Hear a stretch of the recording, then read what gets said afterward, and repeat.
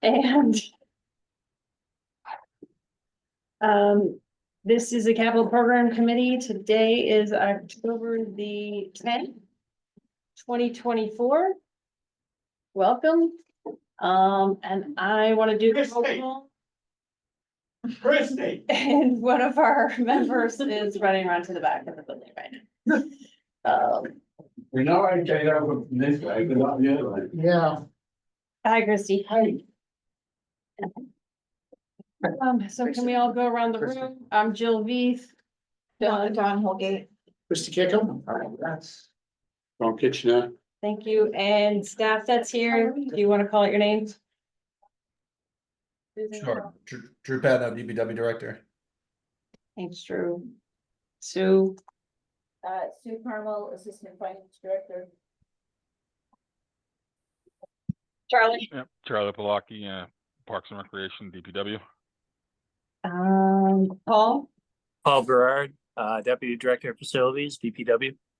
Oh, nice to meet you, Paul. Me. And Rennie. Rob Randy, Town Assessor.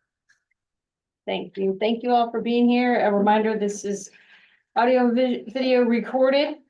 And now can I get an approval of the agenda? Motion to approve. Second. And on your motion, Don? Aye. Aye. Al? Aye. Aye. John, Jill, aye.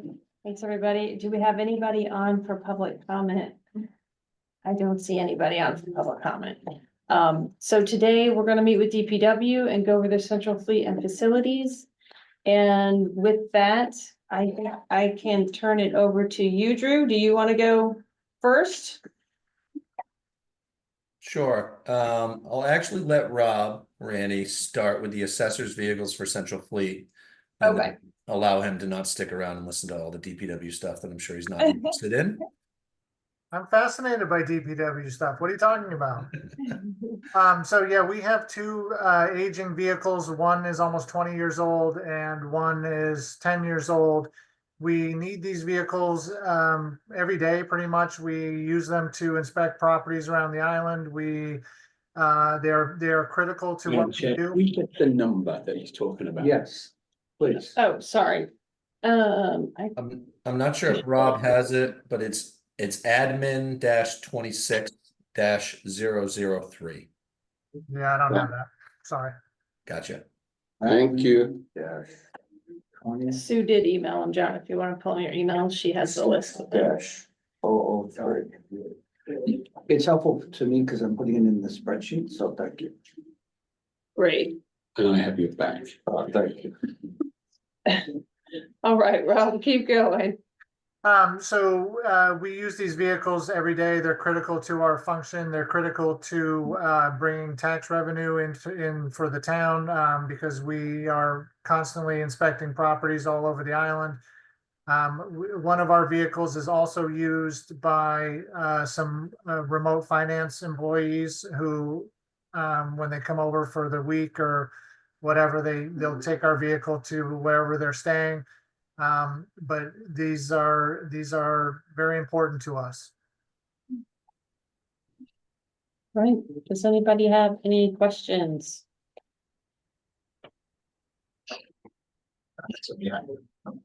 Christy, you always have questions about cars. I know, I do, that's my puzzle. I'll ask you a question for you.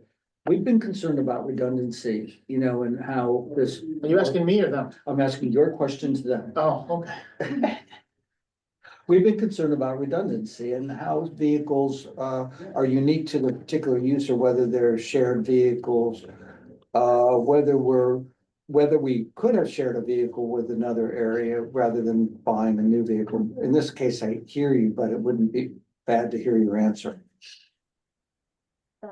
Rob, do you want me to take it or do you want to? Well, I'll speak about our current vehicles. One, our newer vehicle, which is 10 years old, originally was a fire department vehicle, so that's a secondhand vehicle to us.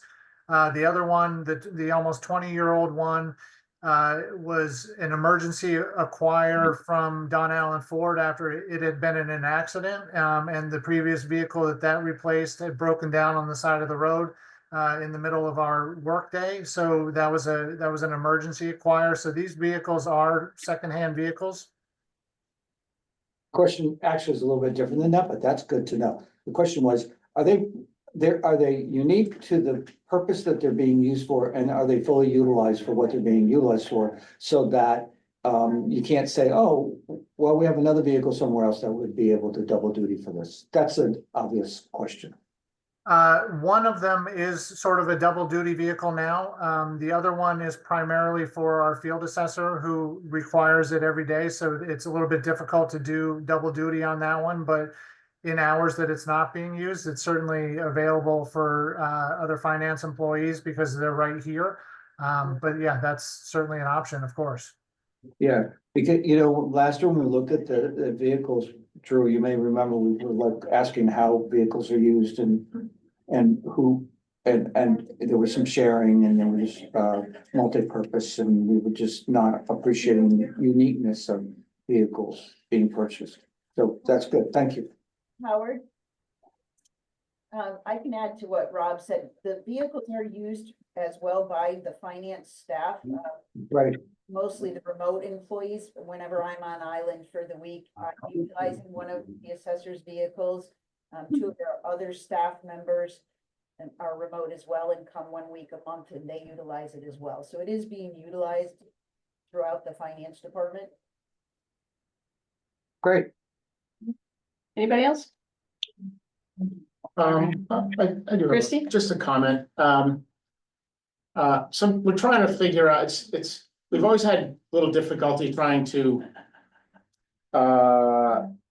sort of critique or review vehicles. It's hard for us to say you don't need it or you do, especially, not like a specialized vehicle like a vac truck or something like that, but when it gets to, just support vehicles, a pickup truck or a Ranger, very difficult for me personally to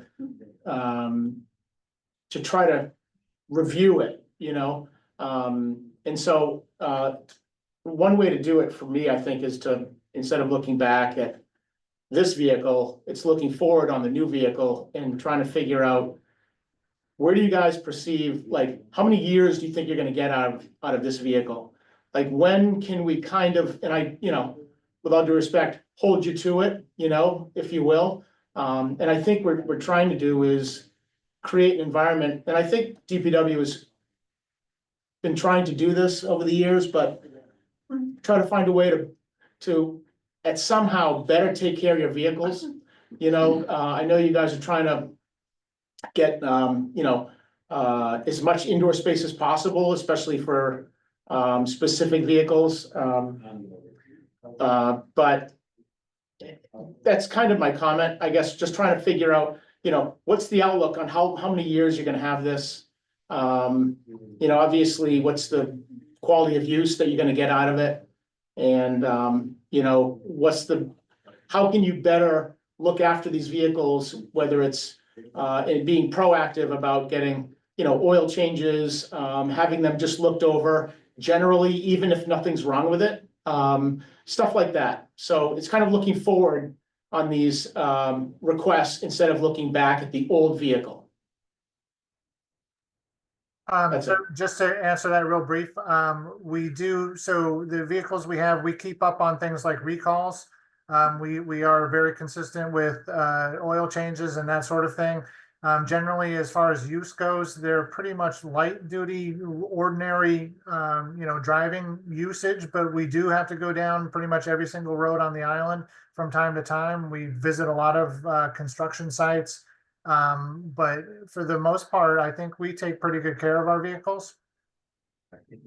Okay. I didn't feel like doing the math here, but I was. Do you need exactly $100,000?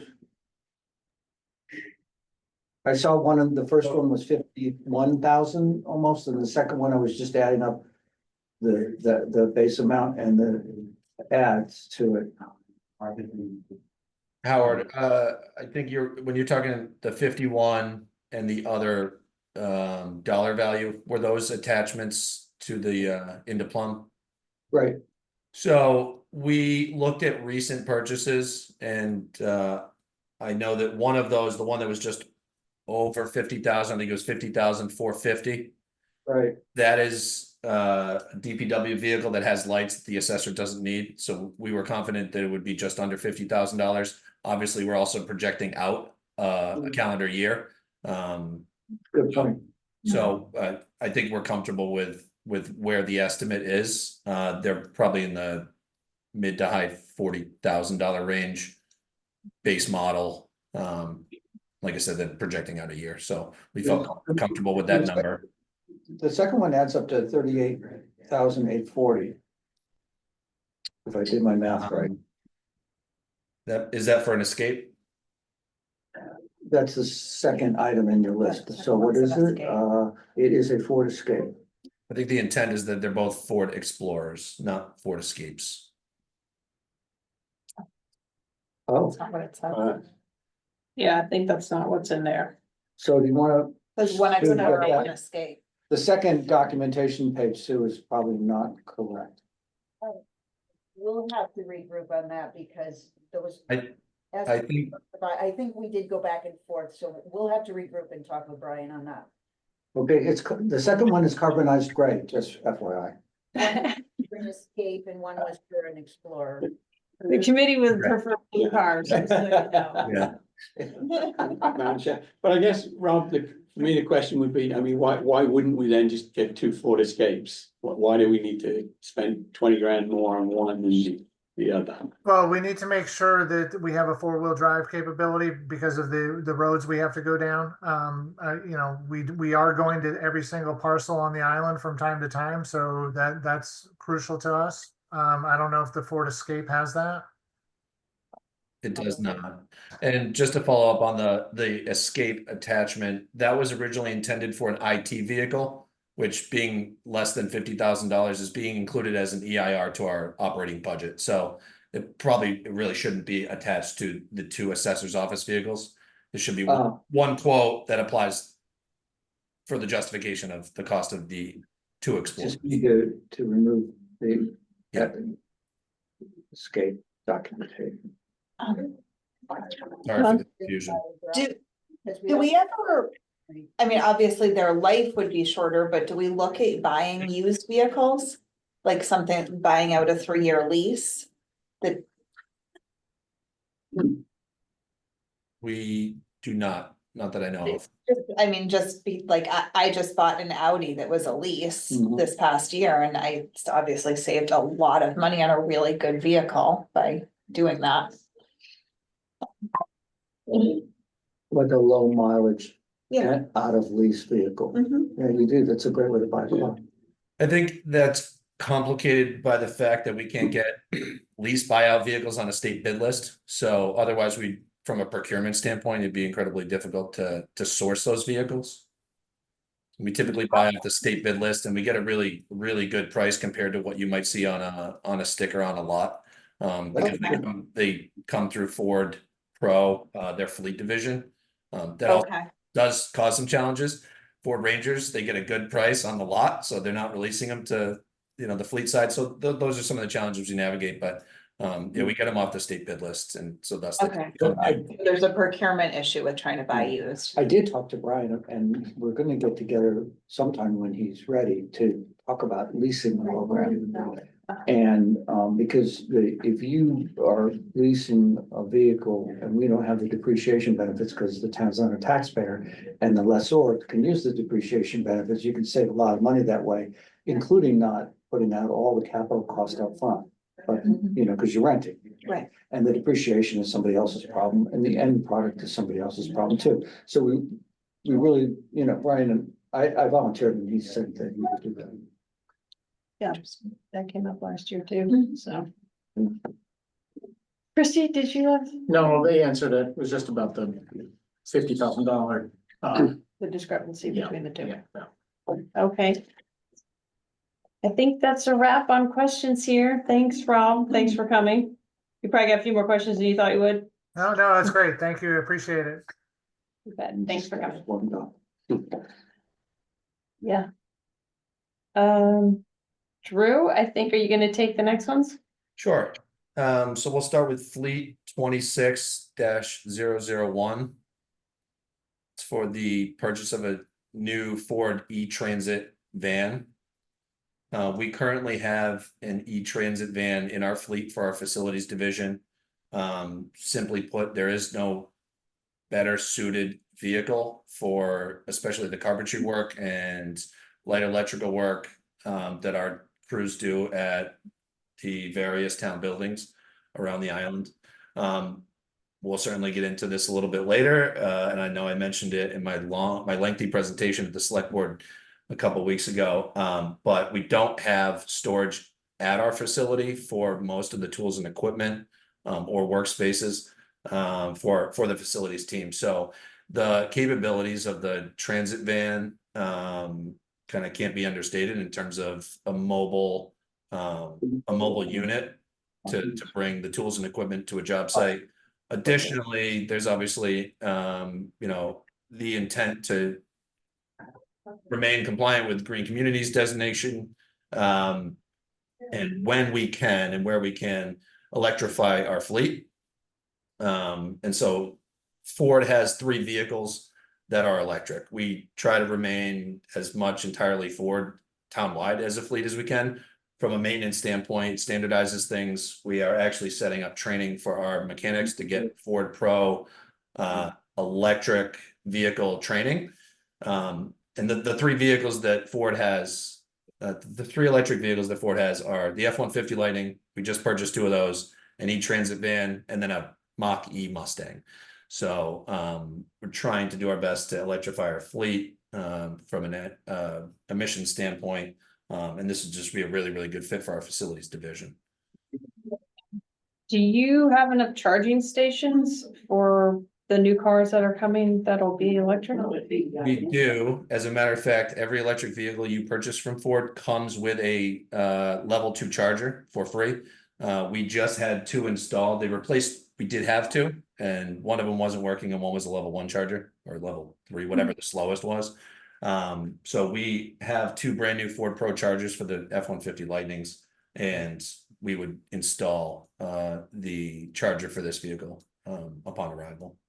It's kind of nice. They actually ship them prior to shipping the vehicles, so you typically ready to roll when you receive it. How much does it cost to install the chargers?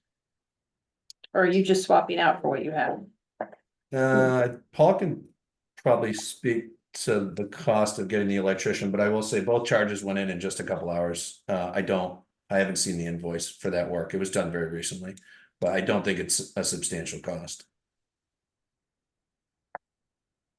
Anybody else have some questions? Is this a replacement or an No. additional? So this is an additional vehicle. I'm proud to say, I know Paul's very proud of this, our facilities division is fully staffed.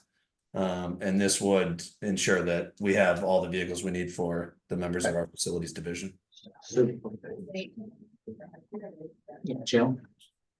Christie? Yeah, no, I just, I think that this is, I think it's a good idea. I think there's something to be said for having sort of a moving unit that really can make all sorts of repairs, and everything in one spot. You don't have to move tools in and out.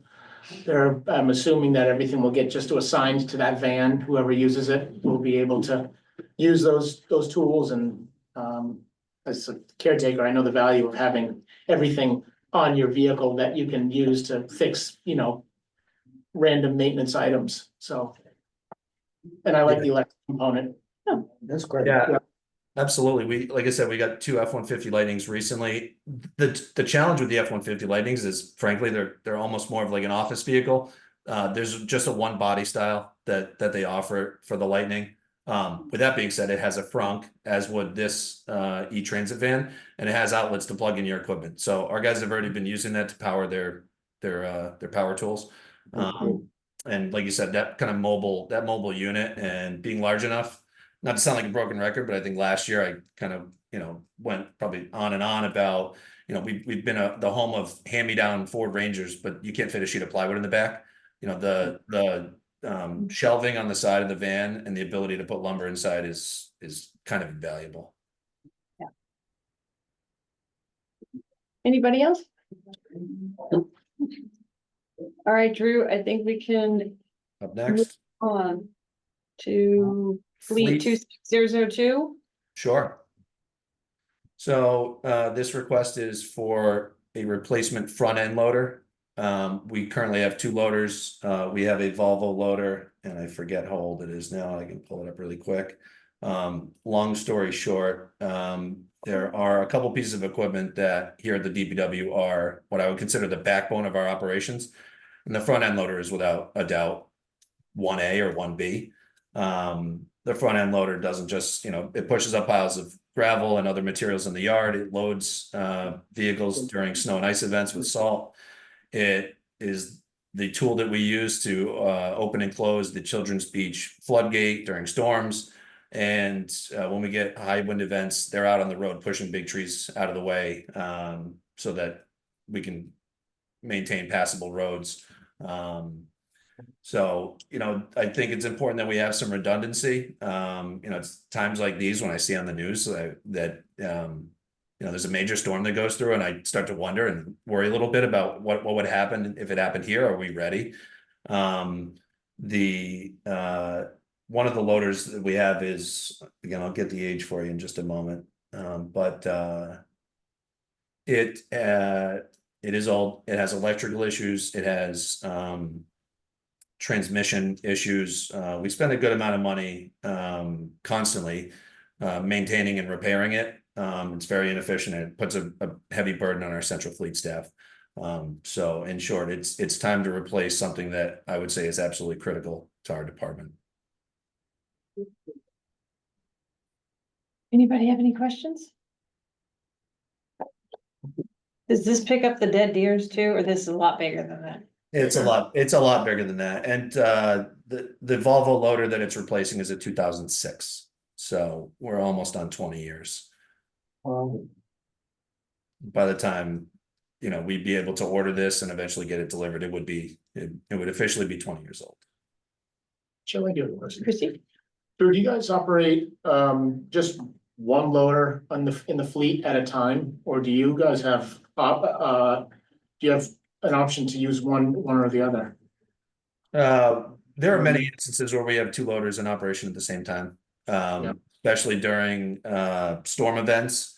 But also the loader, because of its capacity, we use it a lot for gravel road restoration, road grading and moving materials around offsite. Once the loader leaves the site, then we don't have the ability to do anything here on site.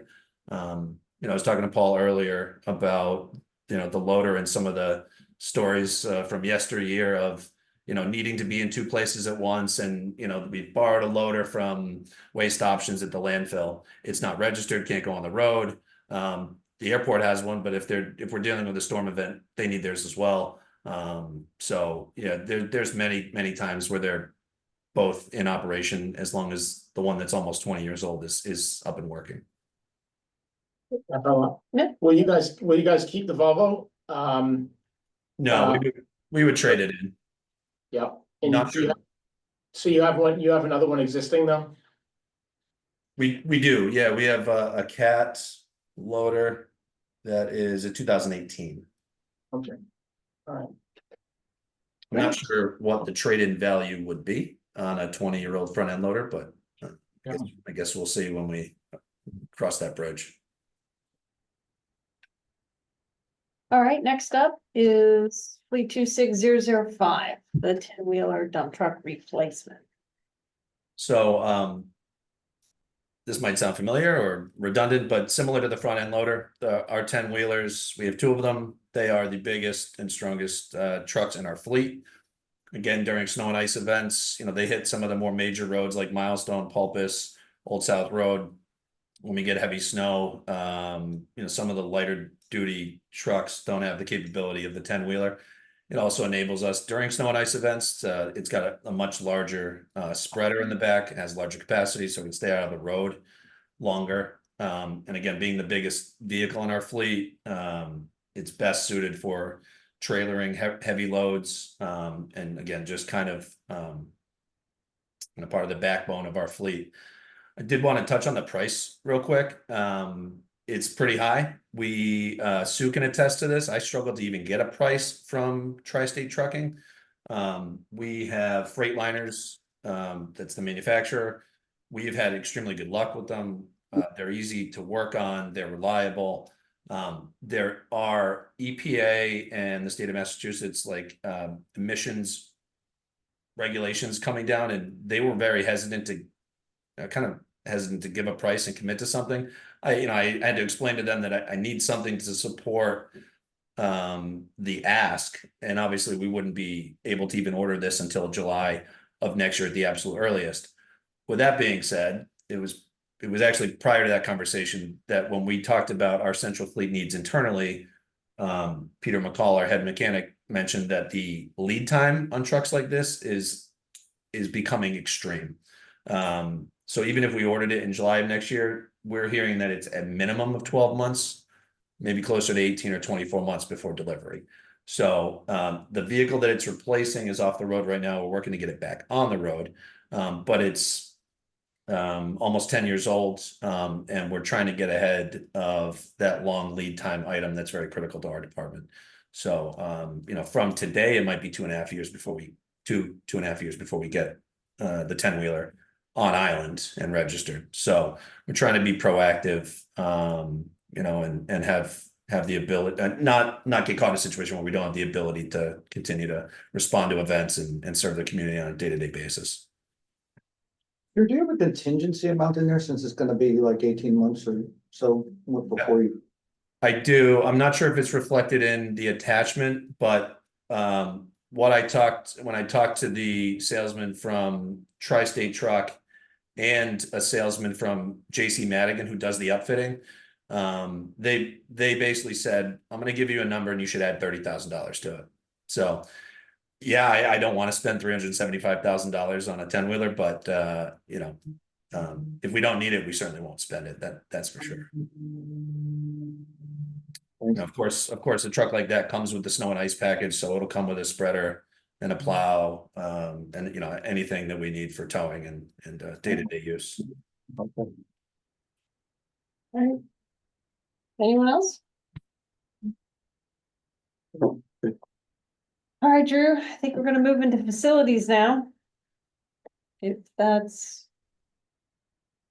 Just want to pull something up to reference. If you guys bear with me for 1 second.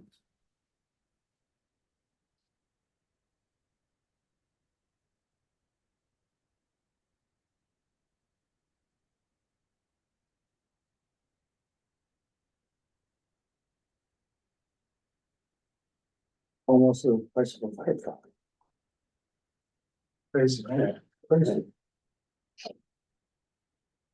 All right, sorry about that. Okay. So I actually kind of want to start with, I think it was the second one on the list in Sue Carmel's email, which is the townwide municipal facilities improvements supplemental funding.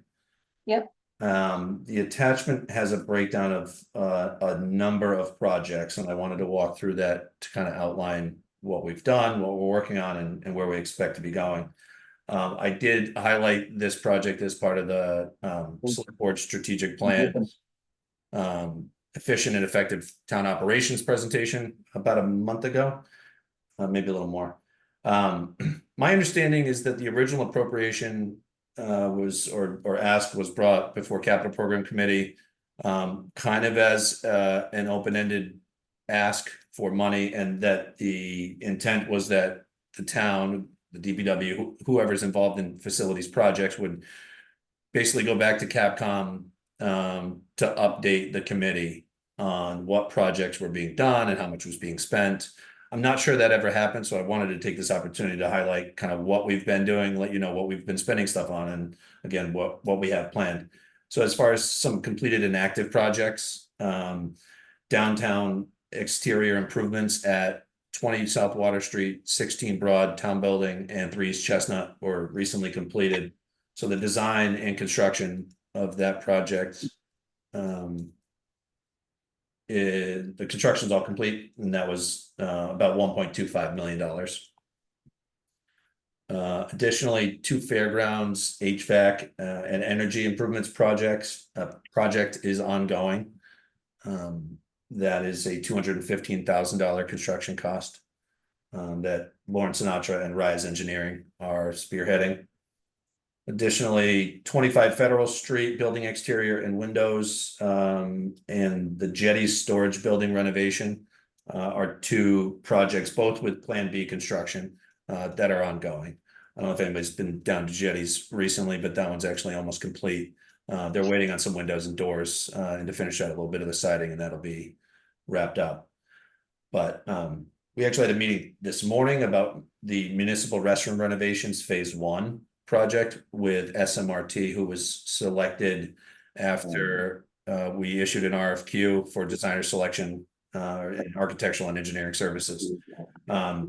Phase 1 includes 4 key restroom facilities, including the visitor center bathroom downtown on Federal Street, the Harbor Master building on Washington Street, the Sconset Comfort Station, of course, in Wisconsin on Shell Street or New Street, and the Murph bathroom and break room at the solid waste facility. Phase 2 municipal restroom renovations would follow that, and that includes, I believe, Tom Nevers, Surfside, Jetties, and Dionys, and maybe another. I can't remember off the top of my head, but I do have that written down. Yeah, Dionys, Surfside, Jetties, Tom Nevers. So we are already actively working on municipal restroom renovations phase 1, and then we'll be getting into municipal restroom renovations phase 2. I'll stop right now if you guys have any questions about any of the things that we've already completed or work that we have ongoing before I get into the future projects. Well, on my list, that's listed as a future project, what you just said. The municipal restroom renovations. Yeah, that's under future projects for what I have, so Yeah, maybe that should be ongoing projects or just kind of. I can certainly revise that. When I submitted this in June, we were in the designer selection process, so we didn't have an engineer or architect on board. We have since selected SMRT. I believe their contract is going to the select board's pending contracts agenda for next week or the following week, and we have not bid that project yet. So we are in the they did a feasibility study and some schematic design, and we're furthering the design, and then we'll put that out to bid. So design is ongoing. They're not really technically under contract yet, and we haven't bid the construction. Phase 2 is very much a future project. Hey, Drew, was phase 1 already funded then? It was, yes. So in your schedule, it's the cost of the phase 1 is part of the 4,661,000 total, I think. I mean, I'm not running the total here. So maybe it says that it's 11 million and then less the 6,000,005 previously allocated, and that's how you get here. Yeah. I wanted to, maybe it wasn't the clearest way to do it. I wanted to add up No, past projects, ongoing projects, future projects, and then back out what was already appropriated so that it made it a little bit cleaner to look at. It was me. If I had read ahead, I would have gotten how you did this. Yeah.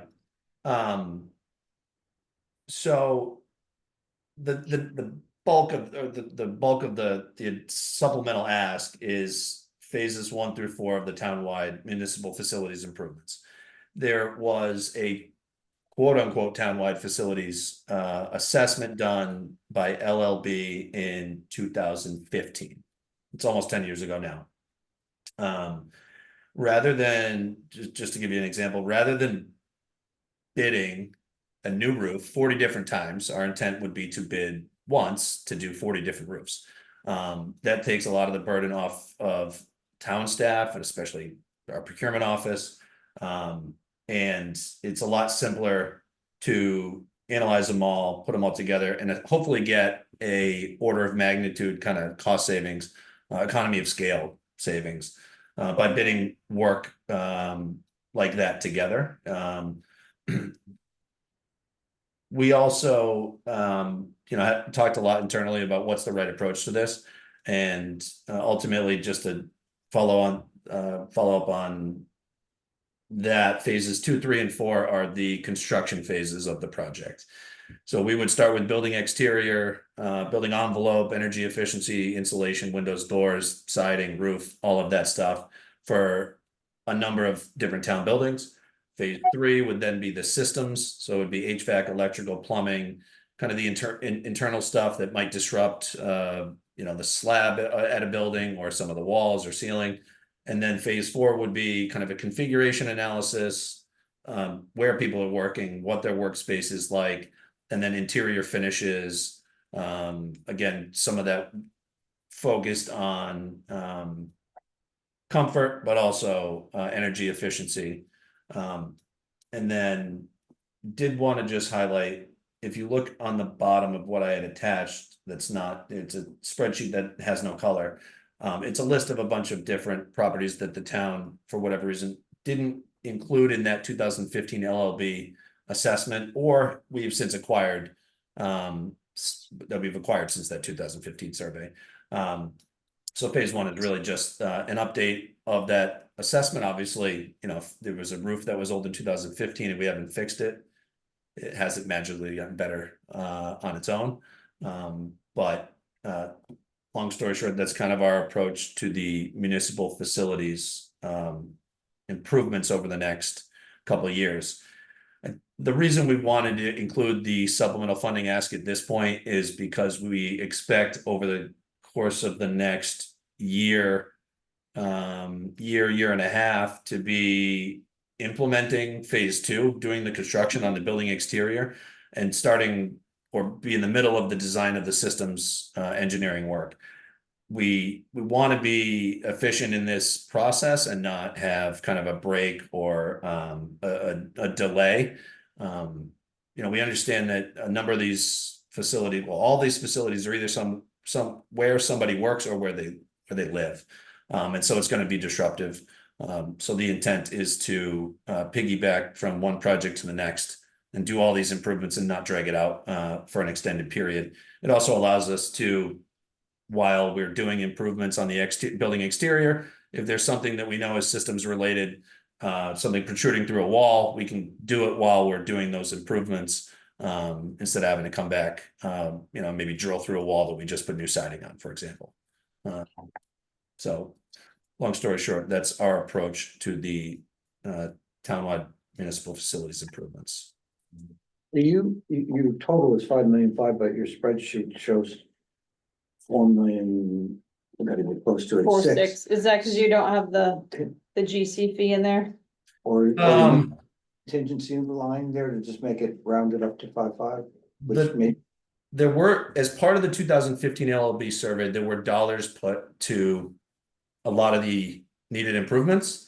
But again, if on the bottom of that attachment are a bunch of facilities that were not included in that assessment.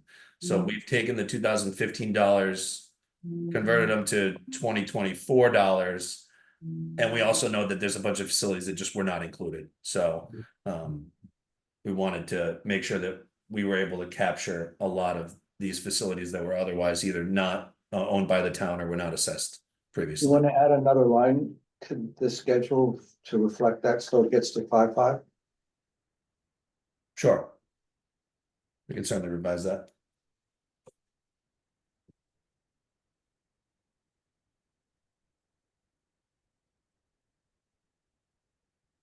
Next item, I think, Okay, right? anyone Yeah, else? good with that one. Yeah. Right, thanks, Drew.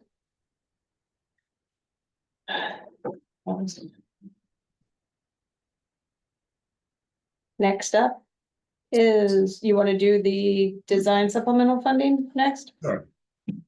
Okay. So this is something that we discussed at last year's meeting. It obviously didn't pass at 2024 annual town meeting. I believe I attached the breakdown of the total design costs through bidding. The original appropriation for the project was $2.5 million. A portion of that was spent on analyzing the viability of the existing site, and then subsequently analyzing 10 Sun Island Road and 1 Shadbush Road as potential alternative locations for the DPW. time's also passed, costs do go up. And so, unfortunately, we don't have enough money to get all the way to the finish line through bidding. And so that is what this supplemental funding is intended for. I wanted to highlight kind of our schedule and timeline and the approach.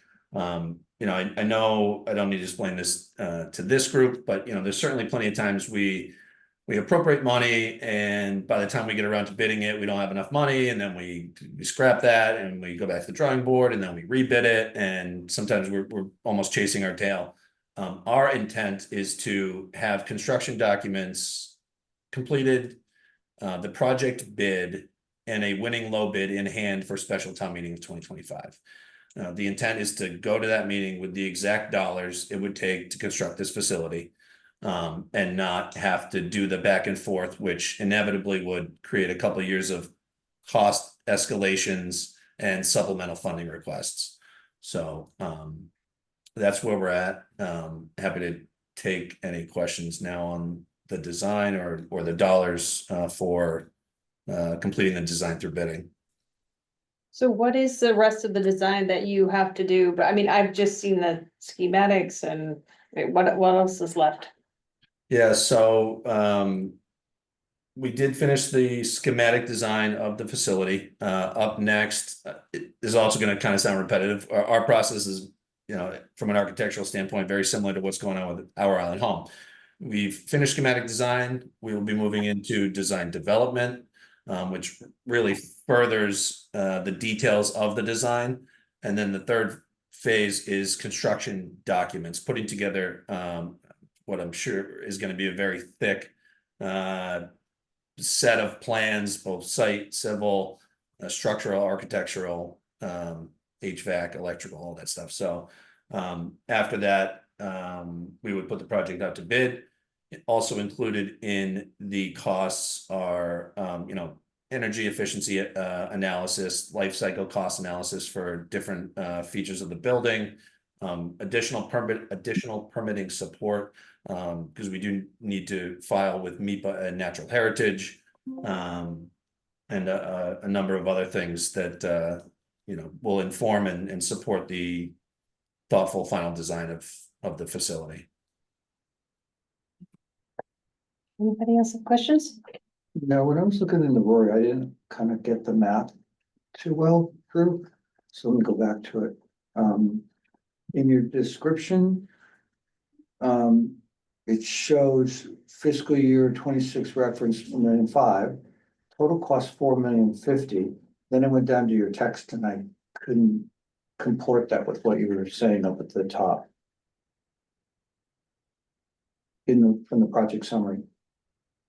Oh, the project summary. Let me pull it up. I want this pulled up. You want me to read it? You just said, original authorization started in 2015 for $250,000 and in 2018 for $2,003,000. Additional request $80 million is planned for 2025. Of course, that's the building. So is this the capital request form for the construction? No, it's this facility 17001.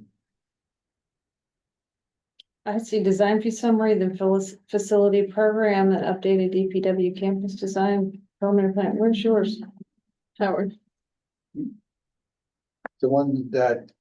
Is it under classification or prioritization or cost and funding? Are you missing one on it?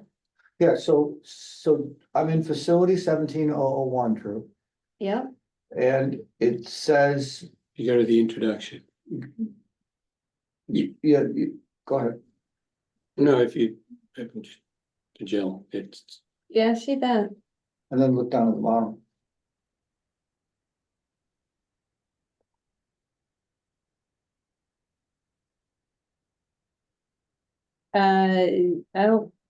I'm looking at the supplemental documents. Oh, I'm just looking in the title introduction page. Okay, so what? I didn't understand the numbers in the paragraph and how they comported, how the summary comported with the $1.5 million. The 1,000,005. Oh, from the four, you mean? From the, you're saying, how does the 1,000,005 come out of the 4,050,000? No, I was looking down at your project summary text, which you probably don't have in front of you. I apologize, and I didn't get how the project summary. You're Doug, I'll do you see share- what I'm saying, Sue? I'll share screen, so sorry, Howard. I do, I have Plum up, I'm looking at it. You got 250 in 2015 and 2.3 in 2018. Yeah, so there was money appropriated in 2015, but not for the design of a new DPW facility. That was for improvements to the existing facility, I believe. Yeah, I've always been working off of the $2.3 million 2018 annual town meeting appropriation.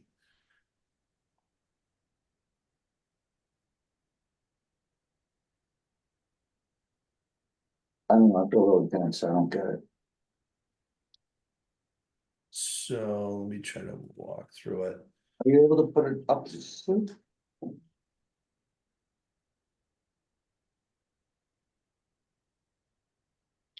So by not understanding your project summary, I guess I don't understand the big picture. That's my question, I think.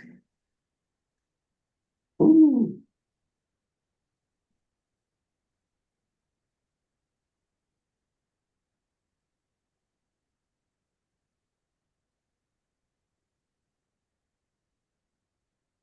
So it's a little, this might be a little difficult to explain without having some sort of figure or I don't know, almost like a flow chart of what we've done to date and what the costs are. Essentially, I'll try to sum it up with just a couple numbers. The grand total for the schematic design, which is already complete and we've already paid for. Schematic design, design development, construction documents, site survey, permitting, traffic study, and bid phase services, roadway improvement design, all of that stuff is $3.2 million. The original appropriation was 2.3. Out of the original $2.3 million, again, we've already spent money on the schematic design phase, site selection and analysis of 3 different sites, public outreach meetings, presentations, other things. So long story short, the attachment in Plum that has the table of all of the different phases, what remains unfunded from the original appropriation is the construction documents, traffic study, industry and Shadbush Road improvements design, and another 2 phases of independent cost estimating services and the bid phase services. So construction documents, for example, is almost $1.3 million in total. Traffic study, $30,000. Industry and Shadbush Road improvements, $140,000. That all adds up to $1.5 million, which is the ask. I'm happy to put something that might make it a little easier to follow in terms of what the original Not really. appropriation was. I'm pretty confused, but all that being said, how does that relate to your project summary? Your project summary doesn't get to $1.5 million, that's the point. Right, the original appropriation of 2.3 plus the supplemental funding ask of 1.5 brings us to $2.8 million. I'm sorry, $3.8 million. Right. yeah. In short, schematic design, design development, construction documents, other design work, bid phase services, plus the original site selection and analysis equals that $3.8 million.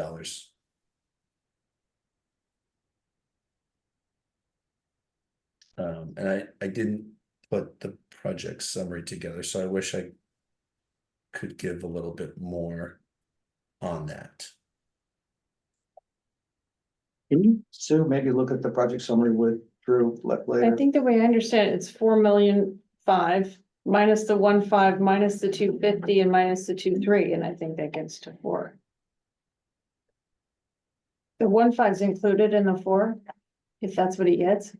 Yes, And he got two asks, so he had two asks already, which he got and spent. well, just to be clear, 1.5 plus 250 plus 2.3. That's where he gets the 405. So 405 less 250 less 2.3 is 1.5. Yeah. Wow. Nice writing, Drew. I did just want to be clear, like that $2.3 million is not fully expended in any way. That's what allows us to continue with design development and other, design of the roadway. Improvements that are needed to support the facility. And this Okay. 1.5 is needed to get through the construction documents and bid phase services essentially. Oh, it wasn't what you were asking for. It was just what I didn't get the big picture look like, but you did. Well, maybe you could, is there something that shows what is left of the 2.3 that you got? Yep. I think you just need to create, a thing that adds up to 4,000,005 of what you got, what you spent, what's sitting in that you haven't used, and then the additional amount, and all those line items would add up to 4,000,005. It's already, to me, it's already in there. I understand it. I just. But I'd like We to should know of move on the if we two, wish. no, it's okay.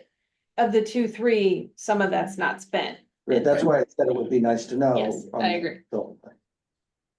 Sure. I could Sorry definitely. about that. I could put Oh, that no, together. I'm having a fundamental concern. Yeah. With spending this money in general, because I'm worried that this whole project's headed for failure because of the hunting association. And I'm not, Well, only because That's of the big. hunting association or? well, not only because of all the other asks, but that's going to garner a whole lot of discussion at town meeting. So what do you do? What would you suggest doing from our I perspective? don't know. Like, we would approve it probably. Yeah. Since we don't really, We want to move the project forward, but I mean, this is more of a policy discussion. But it's a good For my point. board is that, do we go back to the drawing board and put this facility back at its current location? So Do you're you not. do you have drawings for that, Drew? that's a good. You said Right. you had the 250, I think you said went to looking at a design for the existing location. The 250 was spent on improvements to the existing location, I believe. I can pull up. But it wasn't the like a records. redesign, it was just Yeah. was it an expansion, was it So just inside? the analysis of the existing site and other sites came out of the $2.3 million appropriation. We did do, or was before my time, but the project team did look at 28 Matticat Road and the feasibility of putting a facility that this community needs for 50 years on this site. It then became evident that it would not be money well spent. It would be a lesser facility that would cost significantly more. And thus, the project team looked at alternate locations that included 10 Sun Island Road, which was also very much cost prohibitive, and then looked at 1 Shadbush Road. So that's where we're at. It's a blank slate. It allows us the optimal facility, oddly enough, at the lowest dollar amount to go to Shadbush Road. To Dawn's point, we've worked with the hunting association for 6 months. I don't know politically where it would go, but I do know that we very much believe in this project and we believe it's the right thing to do. It's gonna have 50 or more years of use to serve Nantucket in a central location that's coastal resilient.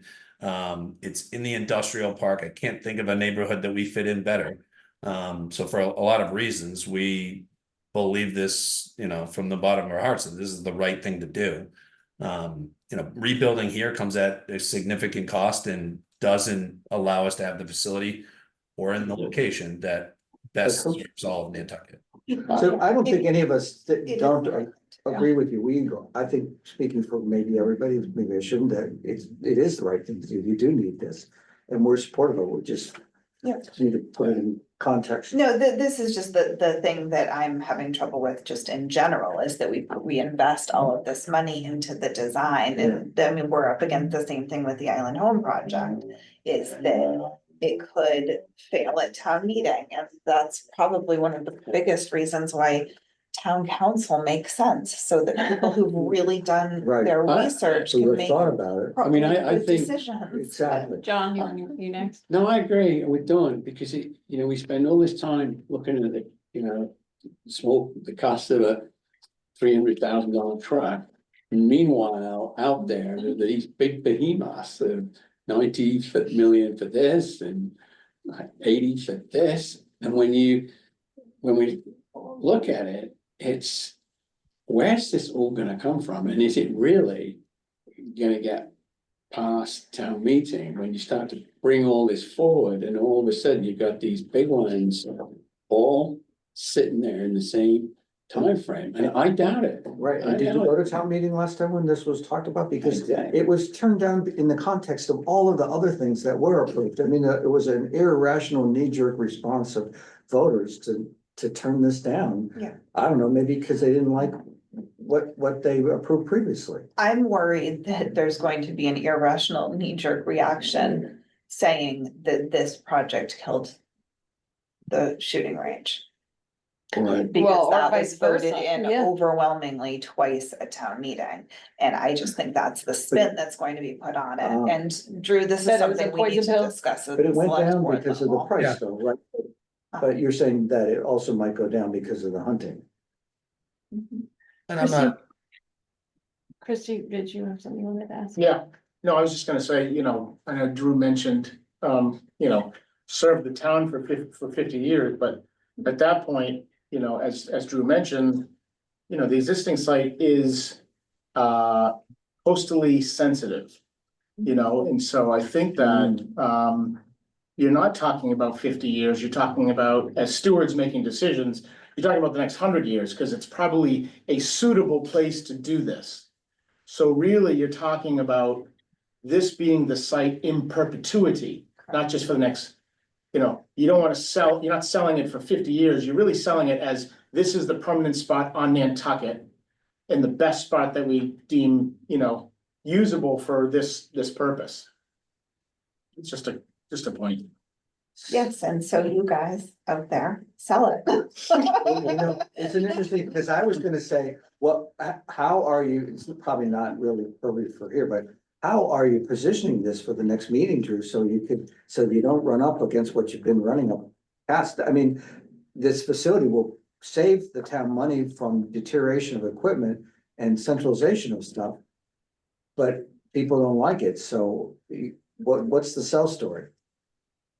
Howard, I'm not gonna lie to you, I think about it all day, every day. Like, I understand that we need to defend it. I think it's easy to defend. I think it's a no-brainer. I know that it's kind of a political issue, but in short, our parking lot's at elevation 8, that's the same elevation as the road out in front of the Lightship Basket Museum at Union and Francis. We wouldn't build the DPW there. It doesn't make any sense. We are first responders. Police show up first, they call us and we show up to, with our front end loader, with our truck, whatever it might be. To Christie's point about where we're building it, you're right. It's a 50-year, 60-year, 70-year building, but one Shadbush Road will be there longer than many of the places that we serve all day, every day. And so by the time one Shadbush is gone, everything else will be gone. That's kind of the point, right? Is that we're not in a position where we can't respond or provide very important basic services to everyone in the community, residents and visitors alike. I certainly have dollars to back up arguments about whether it's worth it.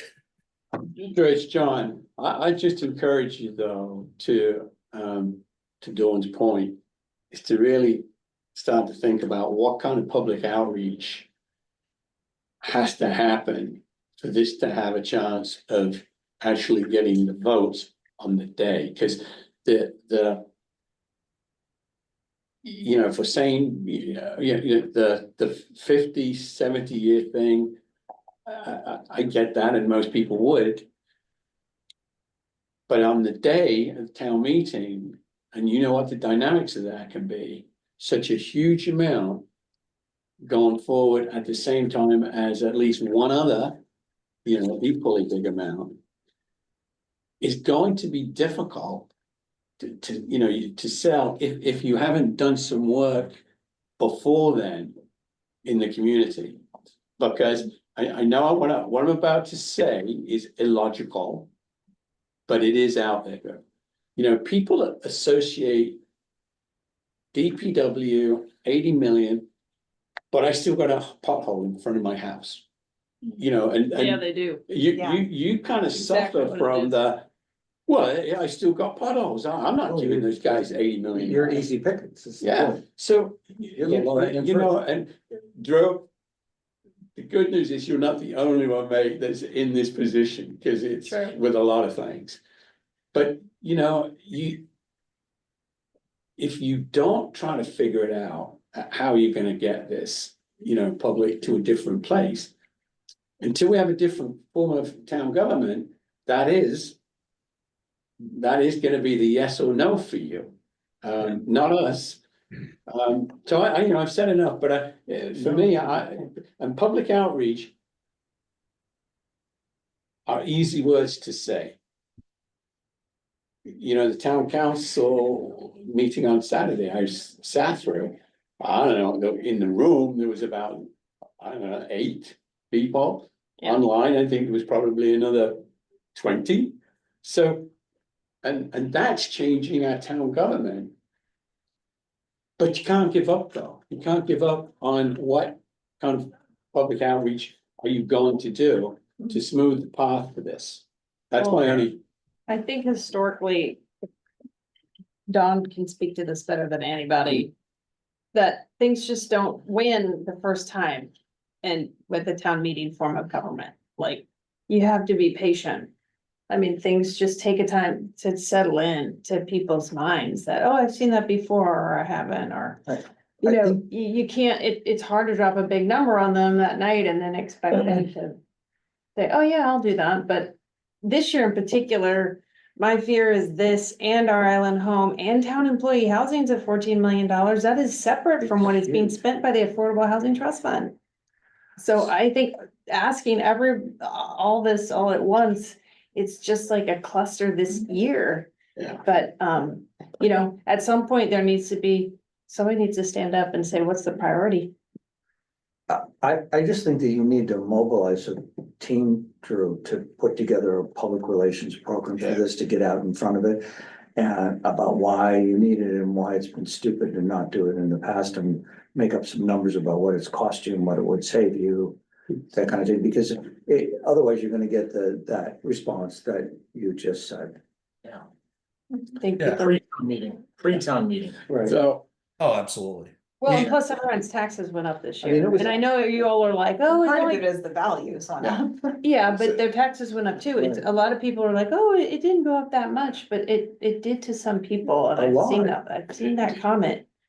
So Yeah. that's We do before have- we spend this money. I mean, in our back pocket, because this came up last night, talking about, I think the consensus is probably going to be that we don't raise the residential exemption this year because these bigger things are coming, but we do have the ability to raise the residential exemption, which will obviously help it's over 2,000 people that Yeah. either qualify or have filed for it Yeah. and qualified with Well- 2,200. With that, I just wish people would also understand, and you hear me say this before, but I wish they would understand how much land on the island does not pay tax. And Rob was just on, we should have had him stay. I really But want that's a- that message to get out But to it's a people so different- they understand That's it. a conversation for a different time, but this one is like, this has gotta happen, and you just gotta figure it out first. Yeah, We I need will help. say, I have a very extensive public outreach plan. A lot of different avenues to get the word out. I watched a very enlightening MMA, the Mass Municipal Association webinar. The town of Easton, actually, in conjunction with our designer, Weston and Sampson, another architecture and engineering firm. Town of Easton is building a new police, new fire, and new DPW, police station, fire station, and DPW at the same time. it's $150 million. The public outreach component was certainly paramount in making that successful. We've already started, we have a really good project webpage, which we intend to constantly update as we have developments. I've already had people reach out with questions about what are you doing with the existing facility? What are you planning on doing here? I think that's great. It fosters engagement with the community. We did a presentation the last 2 weeks at Select Board, not last night for the DPW related, but we did the DPW facility. And I went all the way back to how this started and what we need and what's the benefit of a new facility and what are we proposing and how are we going about it. I had the opportunity the following week, it just so happened to be the first Wednesday of the month, and I presented my departmental update, which I think was a good reminder to people of everything that the DPW does and is responsible for. I appreciate all your comments about the public outreach, and when I don't know if it was Joe or somebody said, there's all these things, what's most important? I don't know a community in Massachusetts that doesn't have a Department of Public Works. And I'll be honest with you, it's shocking to me that a bunch of my employees show up every day when I see the conditions that they work in. I'll give you a small example. Yesterday we were on Sconset, and the south shoulder of Main Street, right before you get to the Rotary, was poorly graded. There was construction in the area, got deteriorated. So our guys went out there, they regraded, they loamed, and then we went to hydroseed. Nobody could find what we needed for the hydroseeder. It was buried under facility stuff in the back corner of what we call the emergency preparedness room, but it's just used for whatever we can jam in there because we can't be tripping over it. So, I understand the importance of public outreach, little things like a pamphlet or kind of like a flyer or info sheet for town meeting that people can look at. As far as the dollars, we were just talking about fleet and the life of our vehicles. If we were to get 15 years, I did it, and this is very, very rough, but based on our capital appropriations the last couple of years and a conservative estimate of what we would be looking for on a year-over-year basis, and adjusted for 2.5% inflation, which, as we know, at times can certainly be higher than that. Over the next 50 years, we're looking at $49 million in expenditures. If we get another 5 years, if we got 15 years out of a vehicle instead of 10, that's $16 million in savings right there. Additionally, our budget, as proposed, not approved, but as proposed for next fiscal year, excluding solid waste, which is obviously extremely costly, is $8.5 million, rounded. Adjusted for 2% inflation, that's not adding a position, that's not taking on more responsibilities. Over the next 50 years, our budget, all told, is $865 million. If we're just 5% more efficient, that's $43 million in savings, or $43 million much better spent, because my guys don't have to spend an hour of an 8-hour workday moving stuff around and putting stuff back away in the wrong spot when they get back to the shop, and then struggling when they go to use something that they haven't used in 6 months, and sure enough, it doesn't work because it's been sitting outside. It's those types of things where $67 million sounds like a lot now, but in fiscal year 76, we would have about a $29 million budget. That's in today's dollars, adjusted for 50 years from now. And so 67 sounds like a lot now, but in 30, 40 years, I think people will look back and think $67 million was a bargain for this facility. Drew, just one last comment, and then I'm really going to get off of it because I don't envy your task. Yeah. But what you just spent 4 or 5 minutes on was explaining the logic of this. You're not dealing with a logics problem, and you're dealing with an emotional problem. With the town meeting is more about emotion, not to say that it's right, but it's more about emotion than it is logic a lot of times. And we have a couple of town meeting actors that can spin a good story for you or the other way. And that is when I talk about public outreach, that's what I mean. You really need to think about how you're going to get a lot of hands going up or a lot of clickers getting clicked. And then I'll stop because I don't envy your task, mate. And we should have this. So. I think that's a fair point. I think just some of the examples you gave actually were good, and your passion, Drew, you're a great spokesperson and leader. I think you personally should stand up and share some of these stories Yeah. and remind people of what DPW does for them. It can be, perceived as being a disjointed group, right? Like you have a lot of different things that you do and, say sewer, you know what the sewer does, say water, you know what the water does, DPW does like so much. And I think honestly, some of these anecdotes are really important. They are. And there are a couple of really key stakeholders in the community that if they stood up and defended it, Yeah. Yeah, I think it would help a lot. John, just to your point, you're absolutely right. I just figured since this capital program committee, I should put some dollars to this. Absolutely, mate. Yeah, absolutely. That's right. Thank Of you. course. Thank you. True, thank you. Do we want to talk about the, I was gonna say, it sounds like we kind of. I feel like we did. Kind of already got into the DPW facility, the cost of the construction. Yeah. I don't know if you guys want me to kind of get into any of the details of the facility and what's being proposed. If any of you saw my presentation on the 25th, I'm sure you're sick of hearing it already. I guess I would just suggest that you start putting together some bullet points and some arguments and including the facility design, which explains why it's a good design and it's gonna save you money because makes it work. So the facility design is part of your sales story. Absolutely. Yeah, I no, think sometimes if it, again, these anecdotes are important and if People it's don't not, know what $80 million buys, that's it's too big, yeah. It's like asking someone to understand how big the earth is, they Right. don't. Never, and they never will.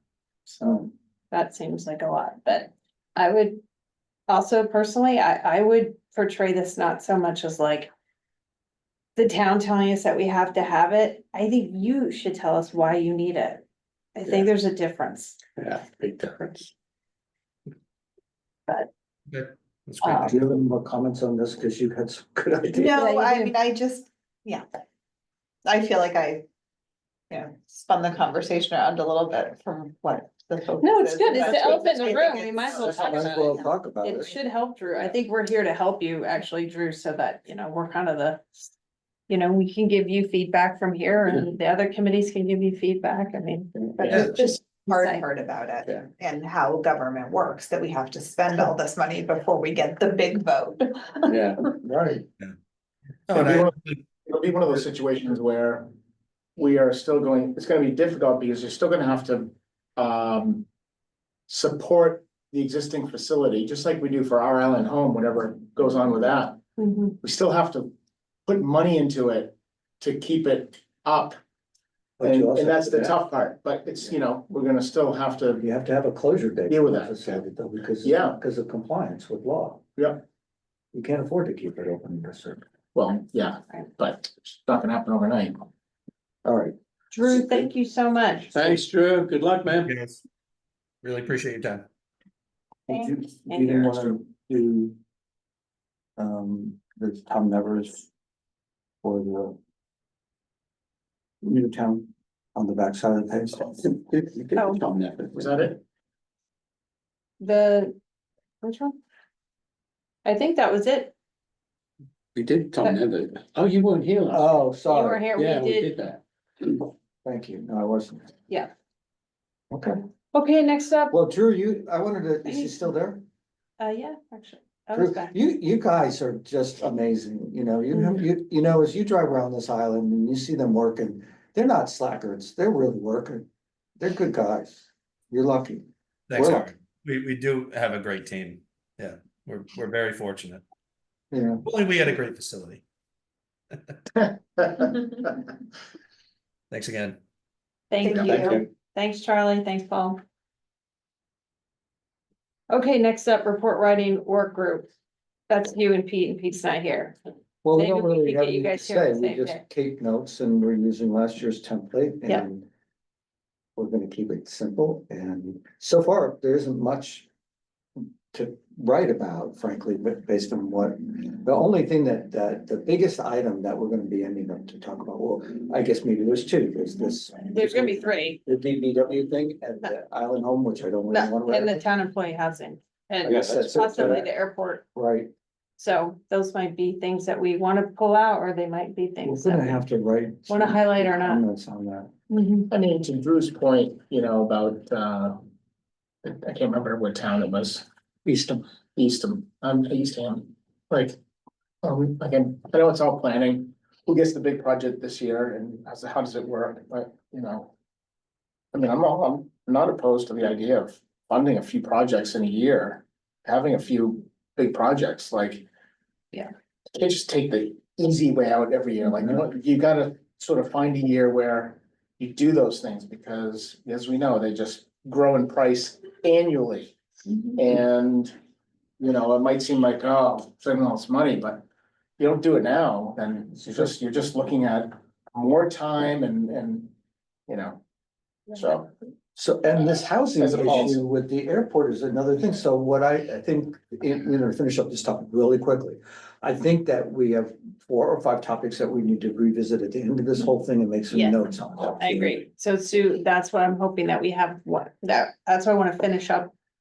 Hopefully, we can finish Yeah. up the requests with the department heads And I do agree soon. with you. Even if we combine somebody, if that's better, I mean, I liked them being separate, but if we need to combine, if we have time. We can have a day where we can talk Yeah. about those items, and if we wanna highlight them, or if we wanna draw them out in the report or not. Don't think we've really done that in the past. We've never done it in the That'd be past, good, and I though. think it's the thing that we should be doing is like, why is this priced like this? Wow. Yeah. Yeah. Like that, in this case, it's the airport housing. Well. Okay, so that's report writing group, and now on the. Lori's, Related to do you that, wanna- Madam Chair, may I Yeah. ask Sue a question? Sure, Sue, I know it's not the deadline yet, but you know, the spreadsheet. Where are we? I asked Sue if she would not mind to put together, when she has time, a spreadsheet that puts all this. So we can see yeah, everything and what then the total is. yeah, cause originally it was 9 and then it went up to 14 million, I think, so. But so we got one document where we can see year by year. What it's been, you know, and stuff, money that has not yet been spent, but it's gonna get spent. So you were working on, I think you said. Like early next week, so, right? So I actually felt, John, I was gonna be able to do it this week, however, we are. Our audit is starting next week, and Brian and I have been doing a lot of prep work this week. That is our main focus. We've been working a lot of hours this week to get everything. That's fine, that's fine. How about end of the month? Will do my best to have it done by the end of next week. I wish I could make you a promise, because that's not like me to not make a deadline, but. Well, that would be, look, if you could try, if you can't, then it'll have to go another week. But it would be very helpful, I think, I for this think group to so, have this, Sue, so we can I really mean, see. they have a what all this CFO must who be should be looking able like. to do that, right? Huh?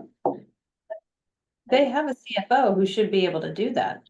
I mean, we've gone to meet with them at the airport, are you? No, I'm talking Oh, no, about big the town-wide. town, all of this Oh. stuff, all of this stuff. Well, there's a Which- lot more information in the Roy's than there used to be. Yeah. There, it shows all the previous years. I think, that, it comes to what you were saying, which is you need to pick your battles, prioritize your projects, and you need to be able to look at a big picture, of what all of them are, and, and kind of convince yourself about what's the most important ones. Cost or not, Yeah, and see where it all. on the merits. Yeah. And that's, I think, what this On the merits. spreadsheet might. It would, cause I, you know, you helped me a lot. Well, we have it until 5, don't we? Yeah, but it takes time to set up the meeting. Okay, well, we should. If you know how to do I it, can maybe ask them if they can move over to the other that one. room's full. There's people. Somebody's in that room, but we'll be Are they finished in still? just a Are they minute. still? We're Okay, just about done. we're about finished, honey. I don't wanna rush you guys, so take your time, I'll just work on something else and I'll set up as quickly as I can when you guys are done, sorry to interrupt. Yeah. Are there any committee reports? No. Our next meeting is next Thursday at 3 o'clock. Do I have a motion to adjourn? Motion. Second, Everybody say aye, because we're all here, so we can. I. Aye. Thanks, Sue. So- Thanks, Sue. Thank you.